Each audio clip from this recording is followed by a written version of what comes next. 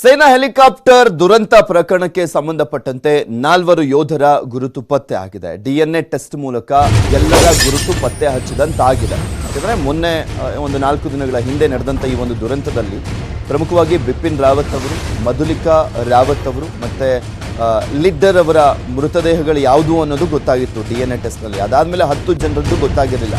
ಮತ್ತೆ ನಿನ್ನೆ 6 ಜನರದ್ದು ಗೊತ್ತಾಯಿತು ಯಾರ್ದು ಮೃತದೇಹ ಅಂತ. ಈಗ ಮತ್ತೆ ಇನ್ನು 4 ಏನು ಉಳಿದಿತ್ತು ಅವರ ಗುರುತು ಕೂಡ ಪತ್ತೆ ಆಗಿದೆ. ಲೆಫ್ಟಿನೆಂಟ್ ಕರ್ನಲ್ ಹರ್ಜಿಂದರ್ ಸಿಂಗ್ ಹವಾಲ್ದಾರ್, ಸತ್ಯಪಾಲ್ ರೈ ಗುರುತು ಪತ್ತೆ ಆಗಿದೆ.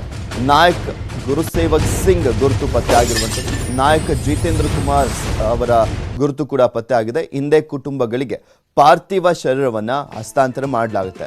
ಹುಟ್ಟೂರುಗಳಲ್ಲೇ ಅಂತ್ಯಕ್ರಿಯೆಗೆ ಸಕಲ ರೀತಿಯಲ್ಲೂ ಕೂಡ ಸಿದ್ಧತೆಯನ್ನ ಮಾಡಿಕೊಳ್ಳಲಾಗಿರುವಂಥದ್ದು. ನಿನ್ನೆ 6 ಮಂದಿಯ ಪಾರ್ಥಿವ ಶರೀರಗಳ ಗುರುತು ಪತ್ತೆ ಆಗಿತ್ತು. ಇದೀಗ ಬಾಕಿ ಉಳಿದಿದ್ದಂಥ ಎಲ್ಲ 4 ಶವಗಳ ಗುರುತು ಕೂಡ ಪತ್ತೆ ಆಗಿದೆ. ಸಕಲ ಸರ್ಕಾರಿ ಸೇನಾ ಗೌರವಗಳೊಂದಿಗೆ ಅಂತ್ಯಕ್ರಿಯೆಗೆ ಸಿದ್ಧತೆಯನ್ನ ಮಾಡಿಕೊಳ್ಳಲಾಗ್ತಾ ಇದೆ.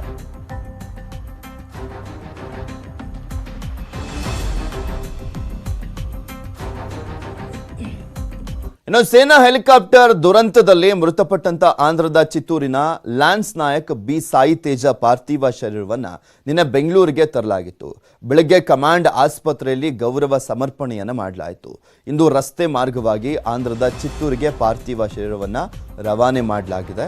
ಅಲ್ಲಿ ಕೂಡ ಸಕಲ ಸರ್ಕಾರಿ ಗೌರವಗಳೊಂದಿಗೆ ಅಂತ್ಯಕ್ರಿಯೆಯನ್ನು ಮಾಡಲಿಕ್ಕೆ ಸರ್ವ ರೀತಿಯಲ್ಲೂ ಕೂಡ ಸಿದ್ಧತೆಯನ್ನ ಮಾಡಿಕೊಳ್ಳಲಾಗಿದೆ.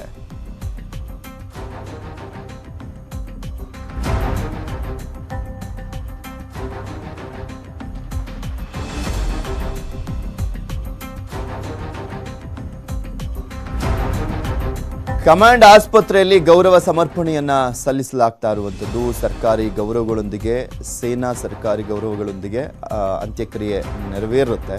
ಎಲ್ಲ ರೀತಿಯಾದಂಥ ಗೌರವವನ್ನು ಸಲ್ಲಿಸಲಾಗುತ್ತೆ. ಇನ್ನು ಅಂತ್ಯಕ್ರಿಯೆಗೆ ಸಕಲ ರೀತಿಯಲ್ಲೂ ಕೂಡ ಸಿದ್ಧತೆಯನ್ನು ಮಾಡಿಕೊಳ್ಳಲಾಗಿರುವಂಥದ್ದು. ಆಂಧ್ರದ ಚಿತ್ತೂರಿನತ್ತ ಪಾರ್ಥಿವ ಶರೀರವನ್ನು ಕೊಂಡೊಯ್ಯಲಾಗುತ್ತೆ. ಯಾಕಂದರೆ ನಿನ್ನೆ ಗೊತ್ತಾಗಿರುವಂಥದ್ದು ಅವರ ಮೃತದೇಹ ಯಾವುದು ಅನ್ನೋದು DNA ಟೆಸ್ಟ್ನಲ್ಲಿ. ಸೊ ಹೀಗಾಗಿ ತದನಂತರ ಬೆಂಗಳೂರಿಗೆ ತರಲಾಗಿತ್ತು. ಈಗ ಆಂಧ್ರದ ಚಿತ್ತೂರಿಗೆ ಒಂದು ಮೃತದೇಹವನ್ನು, ಪಾರ್ಥಿವ ಶರೀರವನ್ನು ಕೊಂಡೊಯ್ಯಲಾಗುತ್ತೆ.